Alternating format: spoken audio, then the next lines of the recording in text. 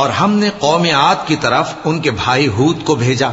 انہوں نے کہا اے میری قوم اللہ ہی کی عبادت کرو، اس کے سوا تمہارا کوئی معبود نہیں. تم شرک کر کے اللہ پر محض بہتان باندھتے ہو. میری قوم میں اس واعظ و نصیحت کا تم سے کچھ صلہ نہیں مانگتا.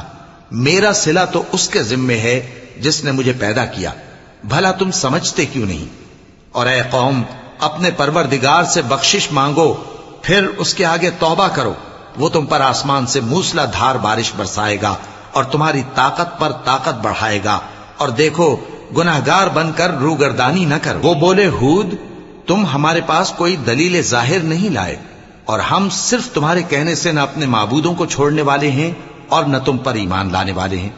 ہم تو یہ سمجھتے ہیں کہ ہمارے کسی معبود نے تمہیں تکلیف پہنچا کر دیوانہ کر دیا ہے. انہوں نے کہا کہ میں اللہ کو گواہ کرتا ہوں اور تم بھی گواہ رہو کہ جن کو تم اللہ کا شریک بناتے ہو میں ان سے بیزار ہوں. یعنی جن کی اللہ کے سوا عبادت کرتے ہو تو تم سب مل کر میرے بارے میں جو تدبیر کرنی چاہو کر لو اور مجھے مہلت نہ دو. میں اللہ پر جو میرا اور تمہارا سب کا پروردگار ہے بھروسہ رکھتا ہوں.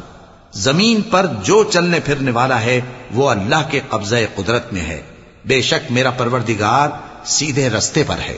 اب اگر تم روگردانی کرو گے تو جو پیغام میرے ذریعے تمہاری طرف بھیجا گیا ہے وہ میں نے تمہیں پہنچا دیا ہے، اور میرا پروردگار تمہاری جگہ اور لوگوں کو لا بسائے گا، اور تم اللہ کا کچھ بھی نہیں بگاڑ سکو گے.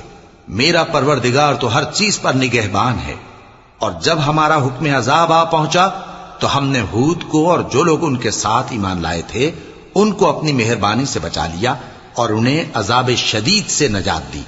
یہ وہی قوم عاد ہے جس نے اللہ کی نشانیوں سے انکار کیا اور اس کے پیغمبروں کی نافرمانی کی اور ہر سرکش و متکبر کا کہا مانا. اور اس دنیا میں بھی لعنت ان کے پیچھے لگی رہی اور قیامت کے دن بھی لگی رہے گی. دیکھو قوم عاد نے اپنے پروردگار سے کفر کیا، اور سن رکھو قوم عاد پر پھٹکار ہے جو ہود کی قوم تھی. اور